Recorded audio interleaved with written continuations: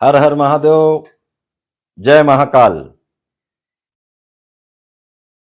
पूरे देशवासियों को इस सावन माह का जो पावन पर्व है, जो एक महीना जो हमारा होता है, जो शिव भक्तों के लिए, पूरे देश के लिए भगवान शिव की आराधना करने का एक पावन अवसर हमको मिलता है। और पूरे देश में हर हर महादेव के नारे गूंजते हैं। भगवान शंकर के मंदिर में हम सब मिलकर आराधना करते हैं। और इसी में हमने जो देखा, अभी सुना, कुबेरेश्वर धाम, प्रदीप मिश्रा जी का निवास मंदिर सीहोर, वहां पर जो कल भीड़ इकट्ठी हुई।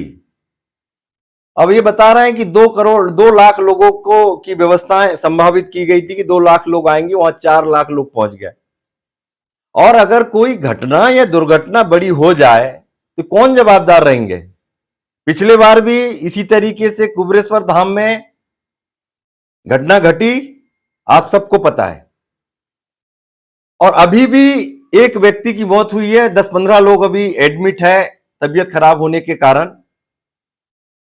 अगर कोई भगदड़ हो जाती है, संभावित अगर कोई घटना घट जाती है, तो क्या सीहोर वाले बाबा, क्या सीहोर वाले पंडित जी इसकी जवाबदारी लेने के लिए तैयार है?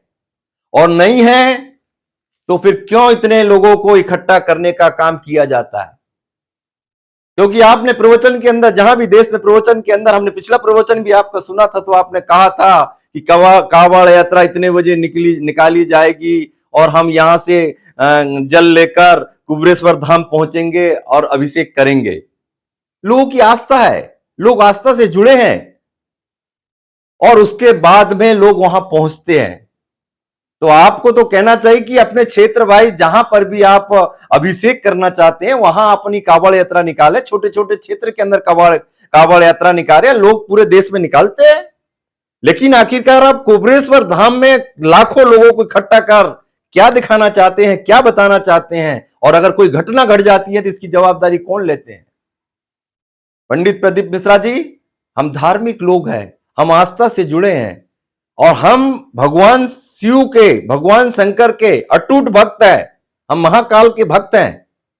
लेकिन हमको पीड़ा इस बात की होती है कि इस तरीके की जब घटना घटती है और जब हम जब देखते हैं टीवी के अंदर, अखबार के अंदर, जब बताया जाता है कि 2 लाख लोगों को बुलाया गया, तो संभावित आने की संभावना थी और 4 लाख लोग पहुंच गए। अगर कोई भगदड़ हो जाए, किसी प्रकार की कोई घटना हो जाए, दुर्घटना हो जाए, तो ये एक परिवार बर्बाद होता है।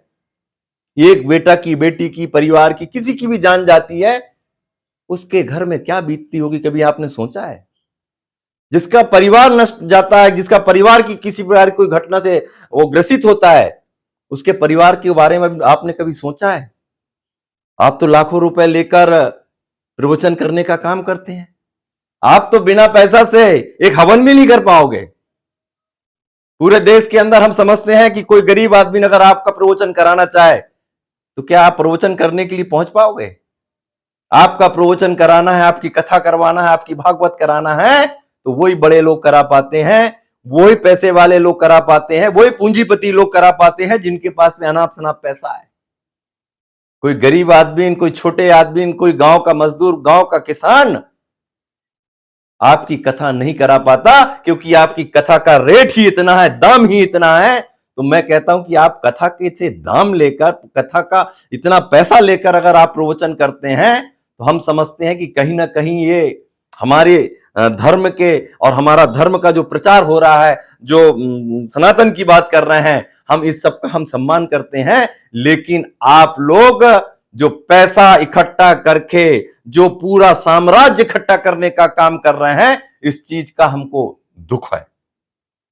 और आप करें जो कुछ कर रहे हैं, आप करें, हमको उसकी भी कोई दिक्कत नहीं है। लेकिन इस तरीके से लाखों लोगों को आस्था के नाम पर, धर्म के नाम पर, मंदिर के नाम पर, कुबेरेश्वर धाम के नाम पर, सीहोर वाले बाबा के नाम पर, सीहोर वाले पंडित के नाम पर, या वहां पर हम लोग कुछ डिस्ट्रीब्यूशन करने की बात कहने के नाम पर वहां की मिट्टी संकर कंकड़ है, ये बात कहने के नाम पर अगर आप लोगों की आस्था को जोड़ने का काम करते हैं तो उतनी व्यवस्था बनाने का काम आपको करना चाहिए। अगर मान लीजिए आपको संभावित 2 लाख लोग आने का है तो आपको पहले से 3 लाख 4 लाख लोगों की व्यवस्था करनी चाहिए, और अगर नहीं है तो आपको संदेश देना चाहिए कि इतने सारे लोग यहां ना पहुंचे।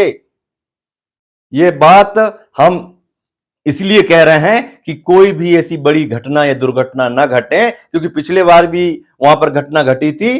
तो हमारा कहना है कि किसी की भी जान माल की पूरी रक्षा हो।